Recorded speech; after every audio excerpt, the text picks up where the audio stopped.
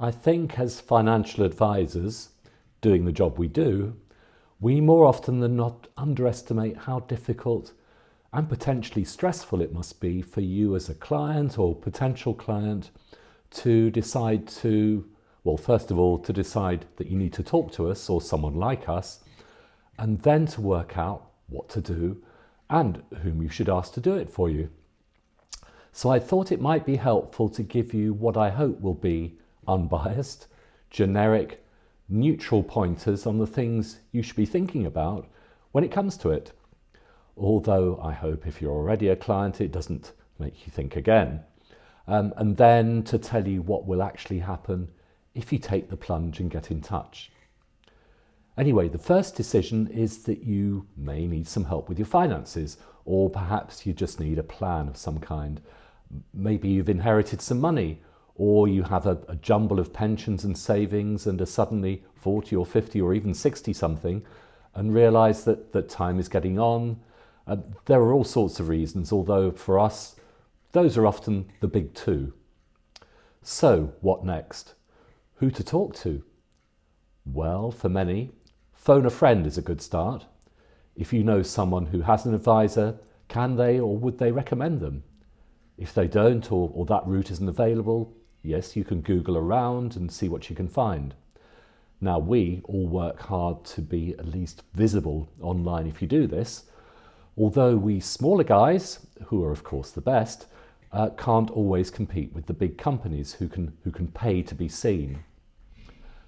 Next step, you can look at reviews. Now, we try to get as many as possible on Vouch For, and others are available. Then, next big step, take the leap, get in touch. Then what? Well, here's how it works with us. We'll get back to you as soon as we can, and you can make a judgment, I guess, based on how soon this is.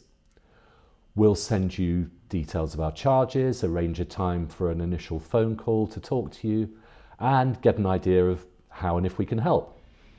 Because, of course, it is an if for both of us at this stage.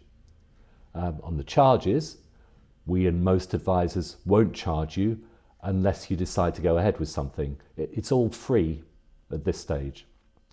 Now, we'll then send you a very simple document to complete online. We call it our initial fact find, which gives us some of the basics we wouldn't want to spend ages interrogating you about when we meet, your date of birth and so on. Then we'll move on to an initial meeting, usually for us on Zoom, but here at our office or at your place if you'd prefer. And at the end of that half hour or hour or so, we'll give you an idea of what we can do to help, or at least some pointers in the right direction. And then you can decide, very importantly, if you like the look of us and think you can trust us with your money, which of course is the key to it all. From there, there's usually some more work to do, often getting details of what you already have, pensions, investments and so on, finding out how you feel about levels of risk if you're planning to invest some money. We'll then meet again to go into more detail, and again if you decide to go ahead. So quite a way before you get to any dotted lines and any end comes into view. But when it does, the idea is that you'll feel a lot better rather than still anxious about everything, because leaving you feeling better about your life and your money is what we hope to do.